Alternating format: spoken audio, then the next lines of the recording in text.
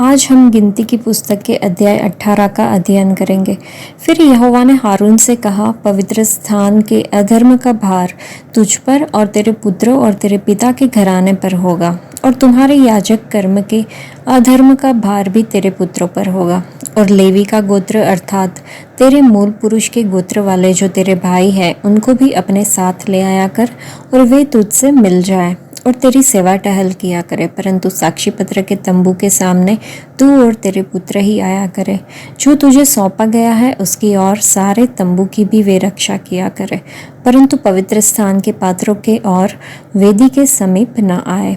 ऐसा ना हो कि वे और तुम लोग भी मर जाओ। अतः वे तुझसे मिल जाए और मिलाप वाले तंबू की सारी सेवकाई की वस्तुओं की रक्षा किया करे, परंतु जो तेरे कुल का न हो वह तुम लोगों के समीप न आने पाए। और पवित्र स्थान और वेदी की रखवाली तुम ही किया करो, जिससे इस्राएलियों पर फिर कोप न भड़के। परंतु मैंने आप तुम्हारे लेवी भाइयों को इस्राएलियों के बीच से अलग कर लिया है, और वे मिलाप वाले तंबू की सेवा करने के लिए तुमको और यहोवा को सौंप दिए गए हैं। पर वेदी की और बीच वाले पर्दे के भीतर की बातों की सेवा के लिए तू और तेरे पुत्र अपने याजक पद की रक्षा करना, और तुम ही सेवा किया करना, क्योंकि मैं तुम्हें याजक पद की सेवा दान करता हूँ। और जो तेरे कुल का न हो वह यदि समीप आए तो मार डाला जाए। फिर यहोवा ने हारून से कहा, सुन, मैं आप तुझको उठाई हुई भेंटें सौंप देता हूँ, अर्थात इस्राएलियों की पवित्र की हुई वस्तुएं जितनी हो उन्हें मैं तेरे अभिषेक वाला भाग ठहरा कर तुझे और तेरे पुत्रों को सदा का हक करके दे देता हूँ। जो परम पवित्र वस्तुएं आग में होम न की जाएगी वे तेरी ही ठहरे, अर्थात इस्राएलियों के सब चढ़ावों में से उनके सब अनबलि, सब पाप बलि और सब दोष बलि जो वे मुझको दे वह तेरे और तेरे पुत्र के लिए परम पवित्र ठहरे। उनको परम पवित्र वस्तु जानकर खाया करना। उनको हर एक पुरुष खा सकते हैं, वे तेरे लिए पवित्र है। फिर ये वस्तुएं भी तेरी ठहरे, अर्थात जितनी भेंटें इस्राएली हिलाने के लिए दे उनको मैं तुझे और तेरे बेटे बेटियों को सदा का हक करके दे देता हूँ। तेरे घराने में जितने शुद्ध हो वे उन्हें खा सकेंगे। फिर उत्तम से उत्तम ताज़ा तेल और उत्तम से उत्तम नया दाख मधु और गेहूँ अर्थात इनकी पहली उपज जो वे यहोवा को दे वह मैं तुझको देता हूँ। उनके देश के सब प्रकार की पहली उपज जो वे यहोवा के लिए ले आए वह तेरी ही ठहरे। तेरे घराने में जितने शुद्ध हो वे उन्हें खा सकेंगे। इस्राएलियों में जो कुछ अर्पण किया जाए वह भी तेरा ही ठहरे। सब प्राणियों में से जितने अपनी अपनी माँ के पहलौठे हो जिन्हें लोग यहोवा के लिए चढ़ाए, चाहे मनुष्य के चाहे पशु के पहलौठे हो, वे सब तेरे ही ठहरे। परंतु मनुष्यों और अशुद्ध पशुओं के पहलौठे को दाम लेकर छोड़ देना। और जिन्हें छुड़ाना हो जब वे महीने भर के हो तब उनके लिए अपने ठहराए हुए मोल के अनुसार अर्थात पवित्र स्थान के 20 गेरा के शेकेल के हिसाब से 5 शेकेल लेके उन्हें छोड़ना। पर गाय या भेड़ी या बकरी के पहलौठे को ना छोड़ना, वे तो पवित्र है।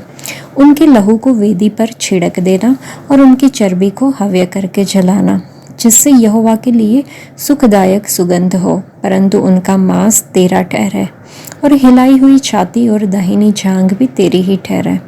पवित्र वस्तुओं की जितनी भेंटें इस्राएली यहोवा को दे उन सबों को मैं तुझे और तेरे बेटे बेटियों को सदा का हक करके दे देता हूँ। यह तो तेरे और तेरे वंश के लिए यहोवा की सदा के लिए नमक की अटल वाचा है। फिर यहोवा ने हारून से कहा, इस्राएलियों के देश में तेरा कोई भाग न होगा और न उनके बीच तेरा कोई अंश होगा। उनके बीच तेरा भाग और तेरा अंश मैं ही हूँ।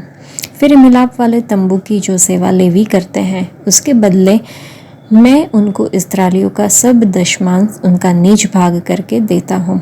और भविष्य में इस्राएली मिलाप वाले तंबू के समीप न आए, ऐसा न हो कि उनके सिर पर पाप लगे और वे मर जाए। परंतु लेवी मिलाप वाले तंबू की सेवा किया करे और उनके अधर्म का भार वे ही उठाया करे। यह तुम्हारी पीढ़ियों में सदा की विधि ठहरे, और इस्राएलियों के बीच उनका कोई नीच भाग न होगा, क्योंकि इस्राएली जो दशमांश यहोवा को उठाई हुई भेंट करके देंगे उसे मैं लेवियों को नीच भाग करके देता हूँ। इसीलिए मैंने उनके विषय में कहा है कि इस्राएलियों के बीच कोई भाग उनको न मिले। फिर यहोवा ने मूसा से कहा, तू लेवियों से कह कि जब जब तुम इस्राएलियों के हाथ से वह दशमांश लो जिसे यहोवा तुमको तुम्हारा नीज भाग करके उनसे दिलाता है, तब तब उसमें से यहोवा के लिए एक उठाई हुई भेंट करके दशमांश का दशमांश देना। और तुम्हारी उठाई हुई भेंट तुम्हारे हित के लिए ऐसी गिनी जाएगी जैसा खलिहान में का अन्न या रसकुंड में का दाखरस गिना जाता है। इस रीति तुम भी अपने सब दशमांशों में से जो इस्राएलियों की ओर से पाओगे यहोवा को एक उठाई हुई भेंट देना, और यहोवा की यह उठाई हुई भेंट हारून याजक को दिया करना। जितने दाम तुम पाओ उनमें से हर एक का उत्तम से उत्तम भाग जो पवित्र ठहरा है उसे यहोवा के लिए उठाई हुई भेंट करके पूरी पूरी देना।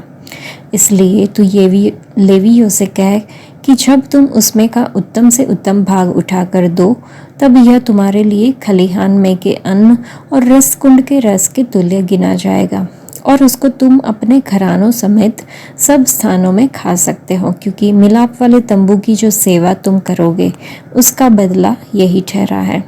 और जब तुम उसका उत्तम से उत्तम भाग उठाकर दो, तब उसके कारण तुमको पाप न लगेगा, परंतु इस्राएलियों की पवित्र की हुई वस्तुओं को अपवित्र न करना, ऐसा न हो कि तुम मर जाओ।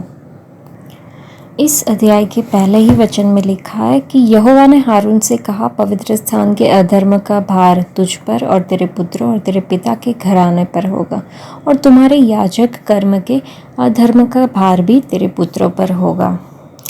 इस वचन से हमें पता चलता है कि प्रभु यहोवा इस बारे में इतने चिंतित क्यों थे।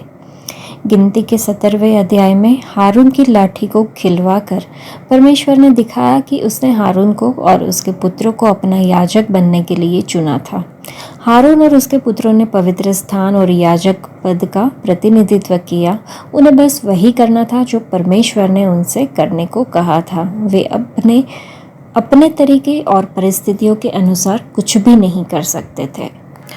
यदि उन्होंने पाप किया तो इसका प्रभाव पवित्र स्थान और उनके याजकीय अधिकार पर पड़ता है। उस पर विचार करते हुए और अंततः उसने परमेश्वर को प्रतिबिंबित किया।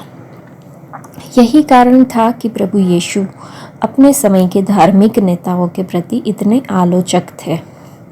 हम जो आज चुने गए हैं परमेश्वर के मंदिर का हिस्सा है, जैसा कि पहले पत्रस में लिखा हुआ है, और पौलुस भी हमें बताता है पहले कुरिन्थियों की पत्री में कि हम परमेश्वर का मंदिर है और हमें सावधान रहना चाहिए कि हम इसे अपवित्र ना करें। परमेश्वर का मंदिर पवित्र है और जो कोई इसे अपवित्र करेगा वह नष्ट हो जाएगा, ऐसा लिखा हुआ है। आइए हम प्रार्थना करें कि हम अपने कार्यों और शब्दों से कभी भी परमेश्वर के पवित्र मंदिर के साथ अन्याय नहीं करेंगे। आज के लिए इतना ही। परमेश्वर आप सबको आशीष दे। धन्यवाद।